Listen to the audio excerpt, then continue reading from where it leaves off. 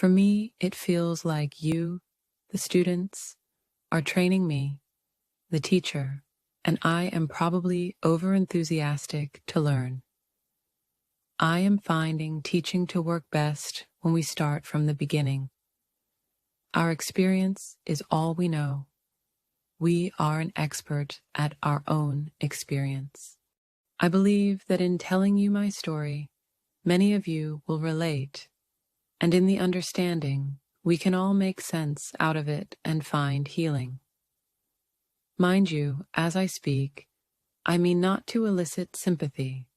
I simply mean to share my story with practicality to those who know whereof I speak. As a child, I had always felt unwanted, underfoot, and defective in one way or another. My mother had her own difficulties. She was quite a fearful woman. She was always in search of something I think she never found.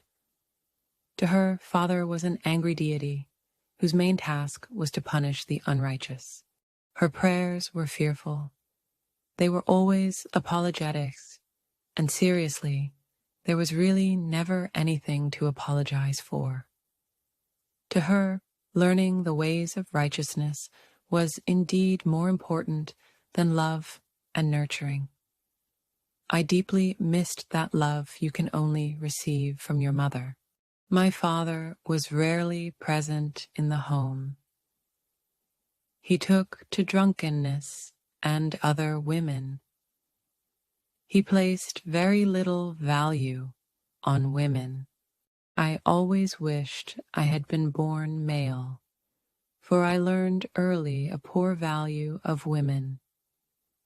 I also missed that fatherly affection every child craves, and I suppose I spent a great deal of time looking for it.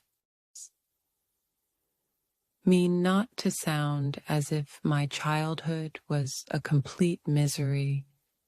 No. I would spend time with the other girls in the village, helping them to do chores and reaping their precious praise.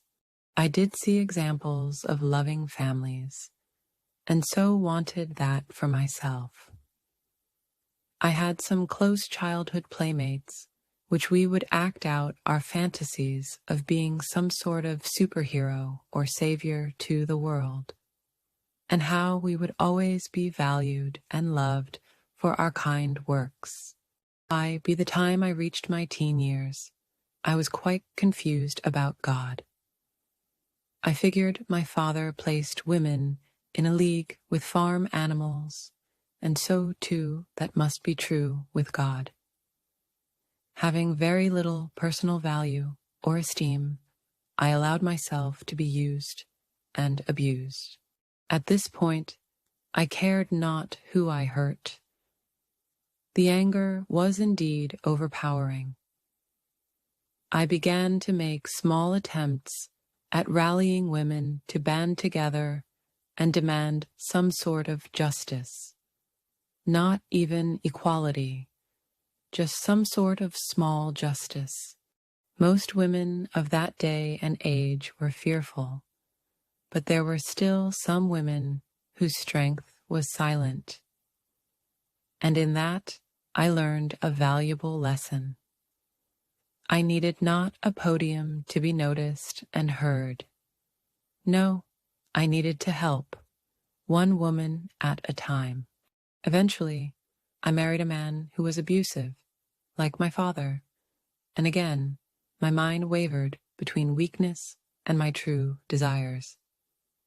I had my place, but I was still so unhappy. How could a God be good for some, but not for all? I felt. Believe me, I had some issues over this. I do thank God for the day when I had met my new friends, Rachel and Martha, who become the women apostles and servers of Christ. This was indeed life-changing and the beginning of the melting of my icy heart. To listen to the Master speak filled me with a new esteem, a new hope, a new place in the kingdom. Jesus taught me that Father was not watching for me to err and then punish me. No, he was a helpmate. He did love us all, rich or poor, free or bond, male or female. The charm and majesty from this God-man filled me with the drive to serve him, to follow him wherever he went, and do whatever I could to further the growth of the kingdom. No task was too small. Caring for the elderly, the sick, children, gardening, cleaning. It didn't matter. It was all for Father. It was for the coming kingdom. I will stop there. I am not yet permitted to answer questions. You are a joy, my friends. Farewell.